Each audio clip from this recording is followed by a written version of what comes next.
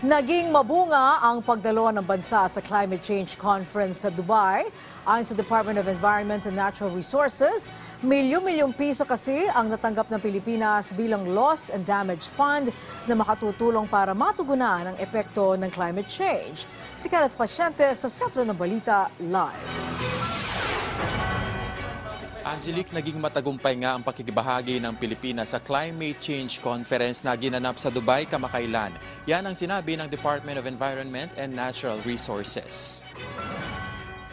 Sa Malacanang press briefing, sinabi ni DENR Secretary Maria Antonia Yulo Loizaga na naging produktibo ang pakikibahagi ng bansa sa COP28, lalot na itatag ang Loss and Damage Fund para matugunan ang climate change. Ayon sa kalihim, umabot na kasi sa mahigit $700 million ang pledges na pondo mula sa iba't ibang bansa. Mas mataas ito sa inisyal na inaasahang pondo. That fund was initially expected to raise only an initial about 200 million. We are, as of closing, I understand, over 700 million in terms of pledges to the Loss and Damage Fund, some of which, of course, come from the developed countries, such as Germany, but also the UAE and the UK and other countries as well. So that Loss and Damage Fund will hopefully be made operational as soon as possible. And we hope that we will be able to access it with some efficiency, greater efficiency than the other funds that are available. Ibinahagi rin ni Loizaga na isa ang bansa sa mga nakakuha ng pwesto para pamahalaan ng naturang pondo. Magandang pagkakataon niya ito sa bansa para itulak ang mga concern ng bansa pagdating sa usaping pangkalikasan, kabilang na ang loss of land area, pagkasira ng biodiversity at iba pa.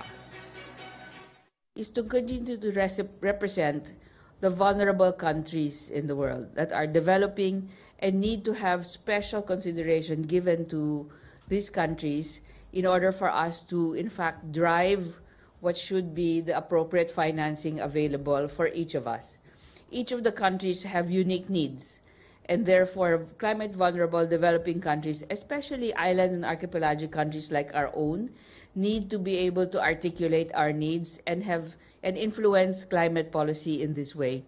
So being at the forefront as a member of the board and also hopefully hosting the board here in our country, we can remain in the spotlight for climate vulnerable countries that are in the developing world that need to have this kind of attention in terms of what they need to meet in terms of adaptation mitigation, but beyond that in terms of loss and damage. 2 taong magiging bahagi ng board ng Loss and Damage Fund ang Pilipinas taong 2024 at 2026, habang term sharing naman ng Pilipinas at Pakistan sa taong 2025. Ipinapanukala na raw sa ngayon na World Bank ang siyang mamamahala sa naturang pondo. Separate and distinct from the other funds that the World Bank has, given by their members for the different programs that the World Bank has. So in other words, taga-salon lang po, temporarily, yung World Bank until we can come up with the appropriate structure and organization arrangements for the administration of this fund. Angelique, sinabi naman ni Secretary Yulo na sisikaping agad na ma-roll out ang pondo oras na ma-establish na o ma-finalize na itong board. Angelique. Yes, Kenneth.